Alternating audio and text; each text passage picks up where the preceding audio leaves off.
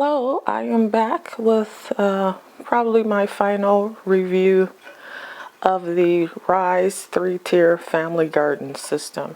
So I have had this system now up and running for about 100 days, I think it is. I just did a cleaning, a deep cleaning, they call it, of the entire unit, which took a couple of hours.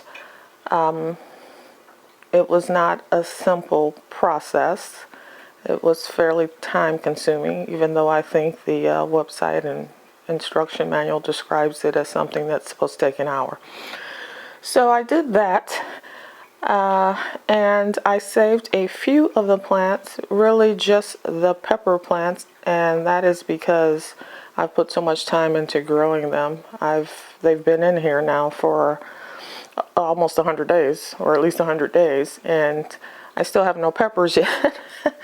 But I wanted to try to salvage those because it did put a lot of work into it. So let me get a little bit closer. The pepper plants, I got one little poblano. Well, actually there's three little ones on there. There's one bell pepper on this one little bell pepper on this one. Hopefully it doesn't fall off. And then there are some buds as well on the other ones. These are peppers up here as well.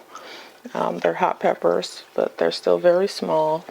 I did have chives that were doing well, so I put those in here, and I had started some celery and parsley, so that's in here.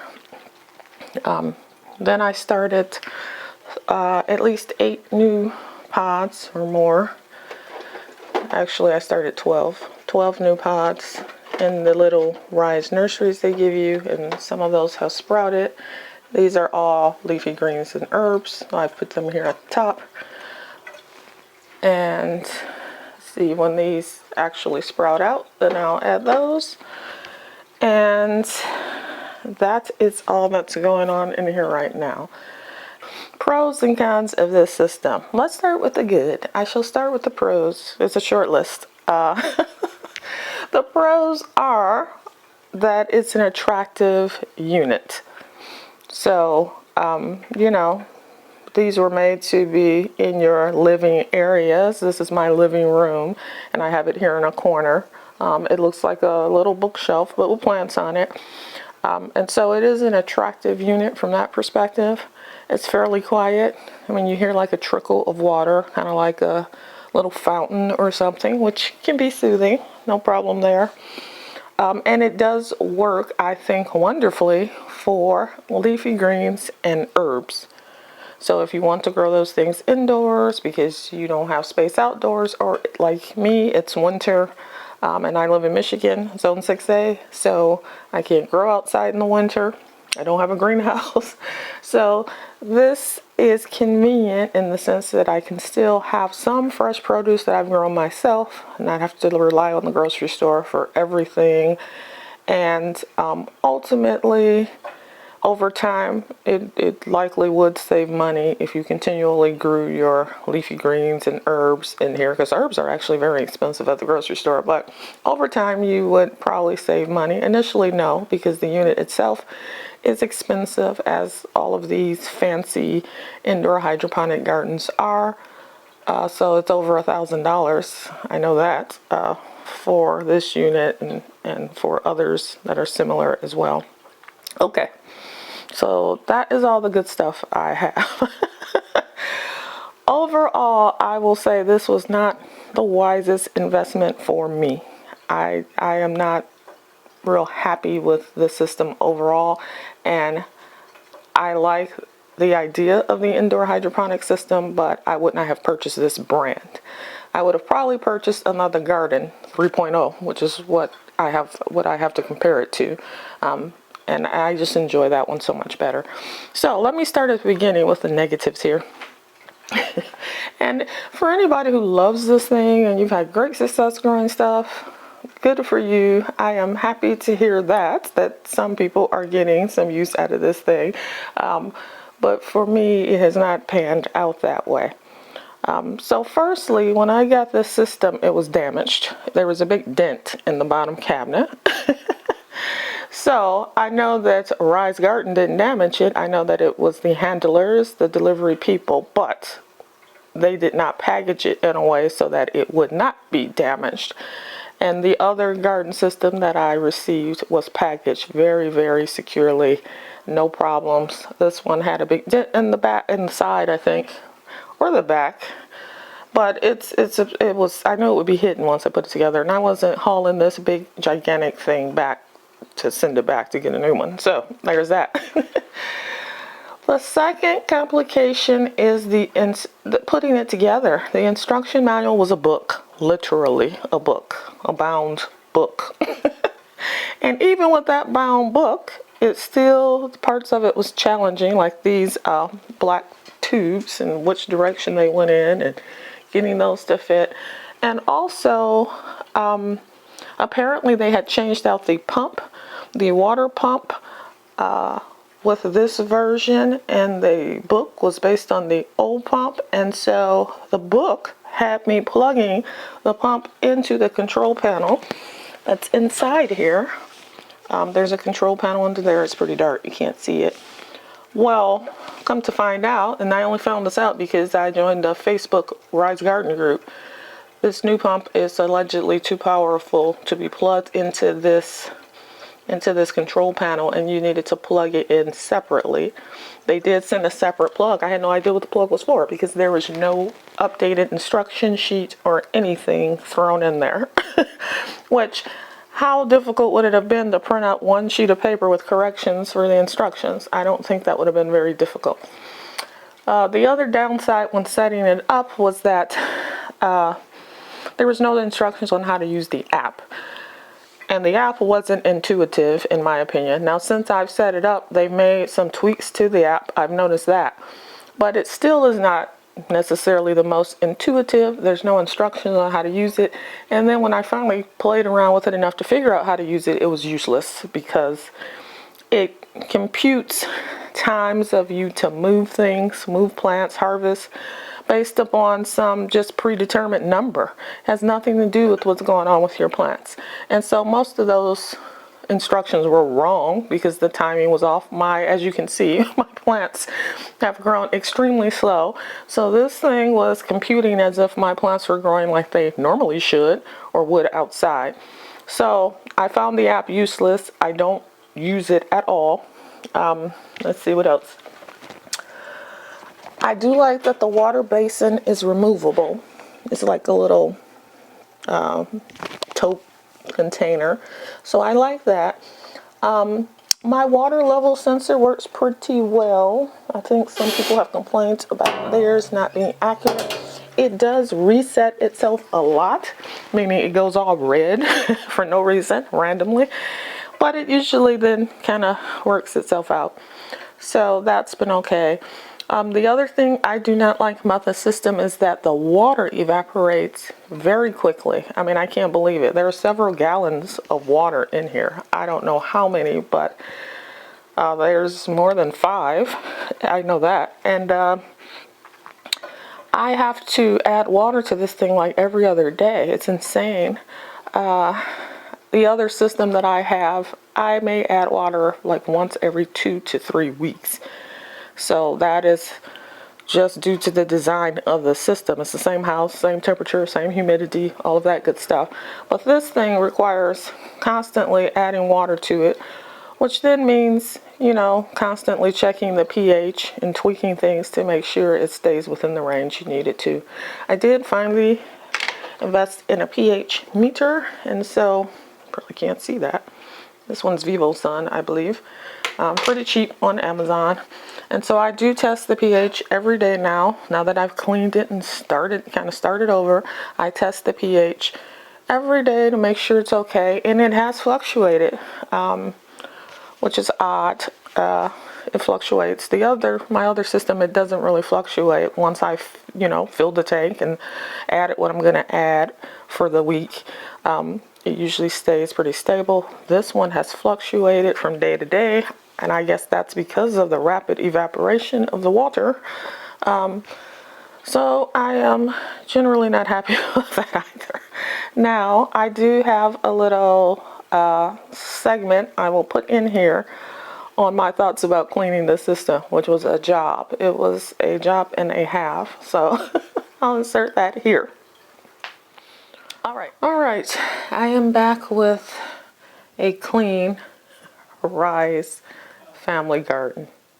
So I wanted to talk a little bit about the process of cleaning this thing, which is supposed to be done, I don't know how frequently, every 70 to 90 days it seems like. There was a countdown timer on the app, but I stopped using the app a while ago, so it's been it's been about 90 days since I first got it, set it up, and this is my first deep cleaning, as they call it. Now there's a little video in the app and probably on the Rise website to help you with the cleaning process. It says it takes an hour.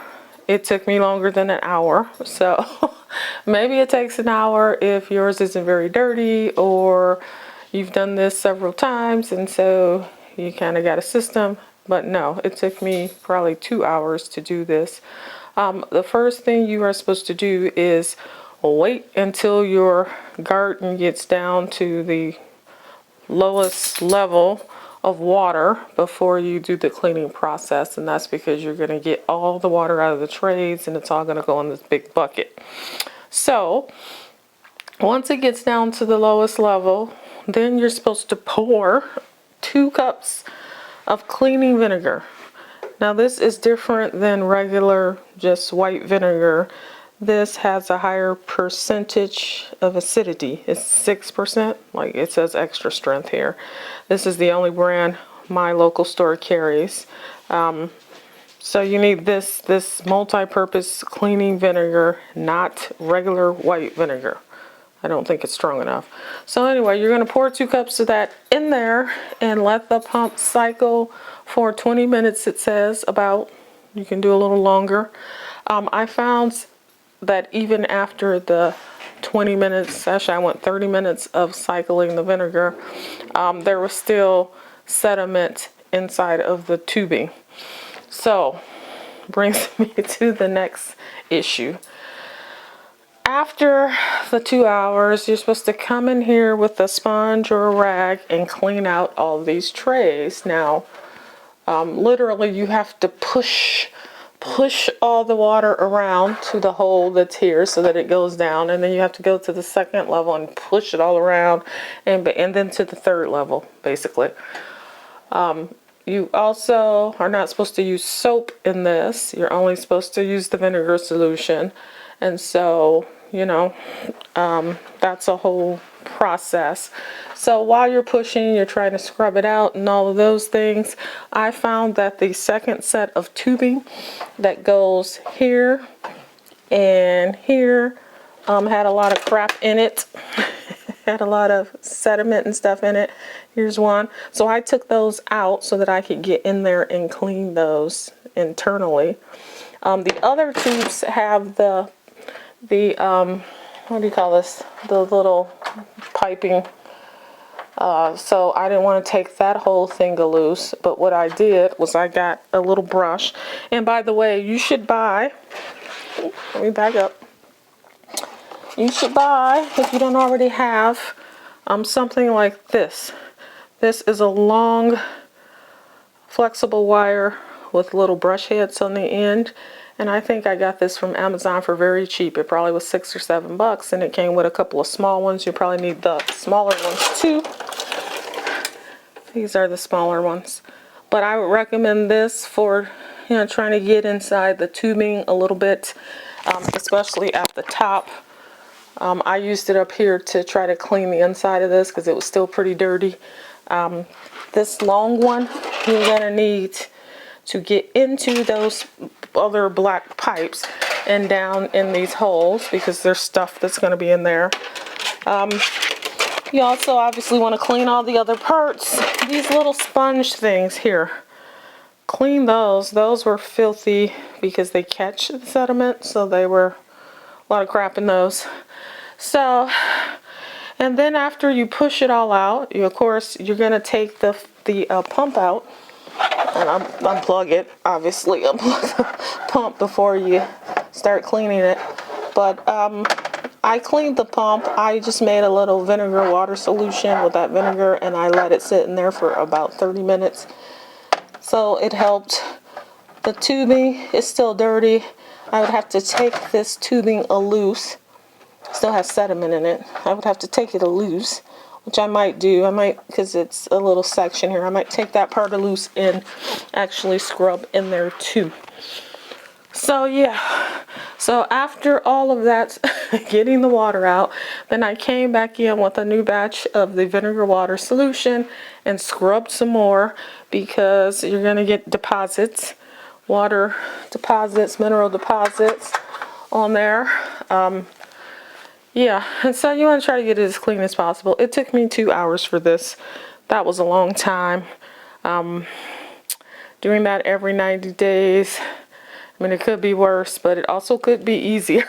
So that is what I've done. Now, after you do all this, obviously you put it back together, fill it back up with water, and start the whole process over again. I think what I am going to do is, I have saved my pepper plants, and the reason why is because my pepper plants have been growing for 90 days. I still have not gotten any peppers off of them. And after a 90-day investment, I really don't want to get rid of them. I had some tomato plants as well. There's a few tomatoes that are all green. I might just take those off and leave them on the counter and see if they turn red. But I'm not putting those plants back because they were just huge. Even though I pruned them, I pinched them, all of that good stuff, they still got very leggy, very stalky. And I think it has to do with the light, them reaching for the light, obviously. So what I would actually recommend, I don't know that Rise would agree, but I would recommend, whatever you're starting, probably you want to start it on the shorter levels, the ones that have less space, because at least then your plants are closer to the light. When you're growing anything, you don't really want it stretching for the light, especially a seedling, because it's going to get leggy, and it's just not going to be as robust. So you want the light actually pretty close. When I grow seedlings to plant outside, usually I have my grow lights only about 2 or 3 inches above the seedling. So this here, if you start your seedlings of peppers and tomatoes, the things that you expect to get tall down there, they got a long way to reach for the light. So I think that's what happened to mine. And they were leggy and they didn't really produce. And that was a whole big disappointment. Matter of fact, this whole system has been a disappointment. But given that I have invested in it, I'm certainly not going to throw it out without fighting the good fight. So now that I've cleaned it out, I'm going to put my, I think I have 3 little pepper plants back, and I'm starting over with all different seedlings. I'm going to do herbs and leafy greens, and that is it. I am not doing any more fruiting plants in this thing, because it just, for me, it is not working out. And luckily it's March, so my gardening season will be starting up soon. Thank goodness. So yeah, I'm just gonna stick to the leafy greens and the herbs, because that seems to be what these indoor hydroponic systems do best, in my opinion. So everything has been cleaned. All my lids are here. All my supplies I've taken out of the cabinet to clean it. And like I said, I will, after I clean that pump tubing, I'm going to put this all back together and put my pepper plants back in there. And then I will start in the little seedling trays that came with the kit. I will start more of the leafy greens and herbs. I did get me a pH meter, because that seemed to be my -- problem before. So I just got this, probably can't even see it. It's a what is it, Vivo Sun. It was a kit that came from Amazon. It came with this one and one for the parts per milliliter of stuff dissolved in the water. I don't use that one. I just use the pH one. I found that the pH is extremely important when you're growing hydroponically. So that has to be measured every time you add water, every time you start over a new batch. I would just say test that at least weekly. The other thing I'm going to do, which Rise does not say to do this, this is my my thing. I am going to also be adding at least a teaspoon of citric acid every week when I do the feeding and all of that stuff, the pH balancing. I'm going to add that citrus acid because I think that will definitely help with the mineral deposits and help keep this whole system a little bit cleaner, so that when I go to do the deep clean, it's not as disgusting as it was. I probably should have took video of the before, but I was just trying to get it done. So, all right. So the other negatives about the system were that I don't know if it was just my pods that they sent me were old or what, but I had a number of them that did not germinate, period. Did not germinate, and I know they put multiple seeds in each one, so I should have at least had one sprout come up. I followed their method. I used their little nursery. I set it up under the lights like they asked you to, and nothing. So there's that. The rest, you know, they seem to be doing okay. I'm almost at the end of their pods. They sent 3 boxes of pods with the 3-tier. You get 1 box for each tier that you order system. They were mostly leafy greens and herbs. And so I'm almost at the end of that. I will not buy any more pods from them. If you take a look at one of their pods, pull this one out. I don't know if you can see that. You will see it's just basically a grow plug, which you can order. You can order them by the bag in bulk. You can order them on Amazon, which is where I order mine. And the top is covered with a little piece of, it's not focusing, sorry. A little piece of aluminum foil, that's gold in this case, and a label with the name of the plant. And the foil covers about the top third of the plug. So I will be making my own plugs, and I have made some already. I think the pepper plants, these are all mine, and I made my own plugs. I used my, oh, this one probably has roots on it. I think I put a link to whatever plug I bought in one of the other videos, but basically they're just grow plugs, and they're compressed. I don't know what they're made out of exactly, but they're compressed, and they usually have a hole in the center, and you can just pop your seeds in there. Then I cut aluminum foil for some. I did a test. Some of them I cut aluminum foil and wrapped it around 1/3 of the top and poked a hole in the middle, as Rise Garden does with theirs, which actually worked the best, I will say. If you're going to grow your own, make sure you cover the top some kind of way, because otherwise mold and stuff will start growing on it, and covering it just inhibits it a bit. It doesn't stop it, but it slows it down. It's not as bad. Then I tried these little, I don't even know what you call these. There's some kind of hydroponic cover, which is made for this purpose, but it's a generic thing that I got off of Amazon, like a little 3-inch circle. It's black on one side and reflective on the other side, and it has a slit. So I got those and just sat them around the base of the plant. That didn't work as well because obviously light is coming in still through the sides of that. So because it can't sit flat due to these little handles here. So those don't work as well, so I won't be using those. I'll stick with the aluminum foil. The other thing I didn't like is that they didn't give you the same amount of these little covers as holes you have here, and that would have been nice. It would have been nice to have a matching number. You would have to buy more, and the reason why that's helpful is because while you have pods germinating, you have some of these empty, especially if you're starting over after deep cleaning or just starting out, and there's nothing to cover them with, and you have to cover them or else you're going to grow all kinds of mold and stuff in there even faster.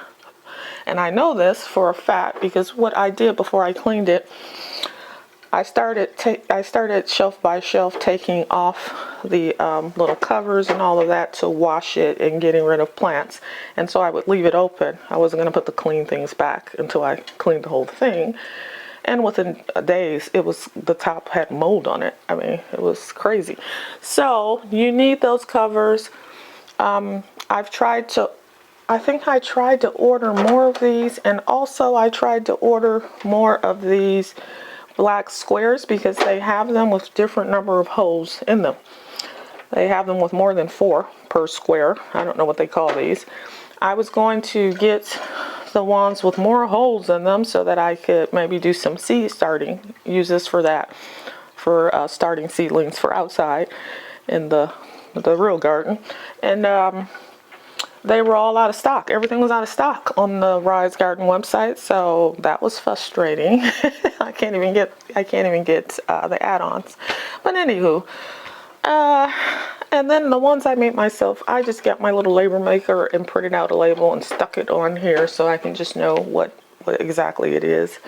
And that's about it. As I have said, my issue with growing things is that a lot of their pods didn't sprout. And then the things that sprouted, whether it was my pod or theirs, they tended to grow very slow unless it was a leafy green. That was the only thing that grew rapidly in this system. Everything else has been growing at a snail's pace, and to me that is not practical or economical if I have to wait 120 days. That's months and months to get a few peppers. And you see, like I said, this is at least 100 days, and this is all I got. Outside, I think this is a poblano in Anaheim. You know, these are like 70 days or something outside, 70 to 80 days. And they would be like large, full size, and it would be a plant full of them. So I am not happy with that.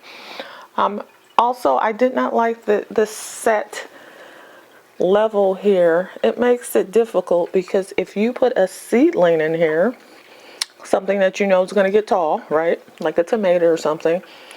It's too far from the light and it's going to get leggy. Like you see my peppers are leggy. This is why. It has to stretch to reach the light. There's no way to adjust it up or down. And then, I mean, the only other thing you could do is start them in one of the top 2 trays, which are shorter. And then you'd have to move them down to the bottom. But in the meantime, you don't have anything to grow at the bottom if you're starting out. So, and you want to use as many hoses as you can because you got this thing up and running. You're going to have to do a deep cleaning every 90 days or something. So, you know, you want to get the most use out of it as possible because it is a lot of work to clean it and take it apart and do all that stuff if you need to do that. It was extremely dirty when I cleaned it, as hopefully I mentioned in the clip. And I did a lot of soaking with cleaning vinegar, which is what you're supposed to use. They don't want you to use soap. And the cleaning vinegar is not the same as regular white vinegar. It's a little bit stronger. So I had to search for that. But no soap with this. So I had to soak a lot of things, scrub a lot of things. There was lots of deposits, mold, just gunky stuff. Yeah, these little sponges that go in here, those had to be definitely soaked and cleaned because they were full of gunky stuff. I even had to take out a couple of these pipes.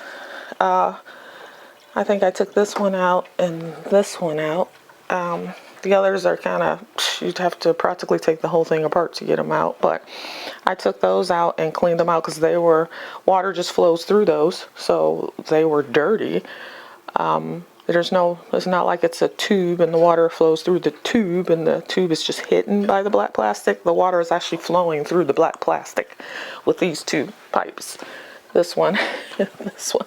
And so you literally have to take those off and you have to get a long brush so that you can get inside of them. I got this long brush that's like an aquarium, I think, cleaning brush or something. You also are probably going to need to scrub the pump. I had to because it was all gunky and had deposits on it. And this is all after, 90 days of using this, not that long.